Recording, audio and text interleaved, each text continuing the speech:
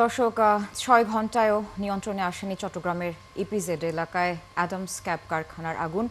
এবং এর আগেও যেমনটি আপনাদের জানিয়েছিলাম যে ৭ তলায় আগুনের সূত্রপাত হয়, কিন্তু পরবর্তীতে পুরো ভবনেই আগুন ছড়িয়ে পড়ে এবং আগুন নিয়ন্ত্রণে কিন্তু কাজ করছে ফায়ার সার্ভিসের ১৭টি ইউনিট সহ সেনা, নৌ এবং বিমান বাহিনীর সদস্যরা। এবং আমরা জানি নতুন করে যে একটি খবর পেয়েছি যে একজন ফায়ার কর্মী কিন্তু সেখানে অসুস্থ হয়ে পড়েছেন।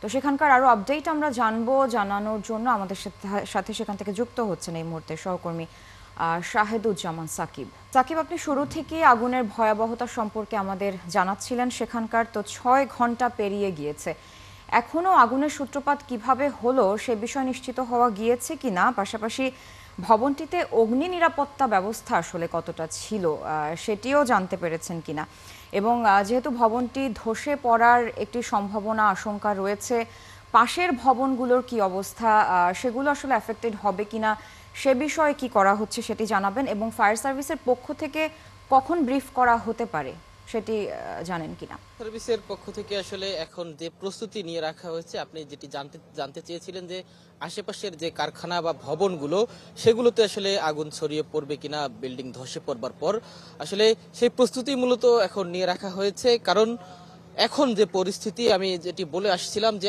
আগুন পুরো বিল্ডিং জুড়ে দাউ দাউ করে জ্বলবার কারণে এখানে এই বিল্ডিং এর আগুন নিয়ন্ত্রণে নেবার চেষ্টা আসলে পুরো বৃথা চেষ্টা, অর্থাৎ সেই চেষ্টাটাও আসলে ফায়ার সার্ভিস কর্মীরা করছেন না এখন আর। কারণ এখানে কোনোভাবেই এই বিল্ডিং এর আগুন আর নিয়ন্ত্রণ করা সম্ভব নয়। এই বিল্ডিংটি পুরোপুরি জ্বলে পুড়ে ছারখার হওয়া না পর্যন্ত এখানে আসলে আগুন না নেভারই সম্ভাবনা বেশি।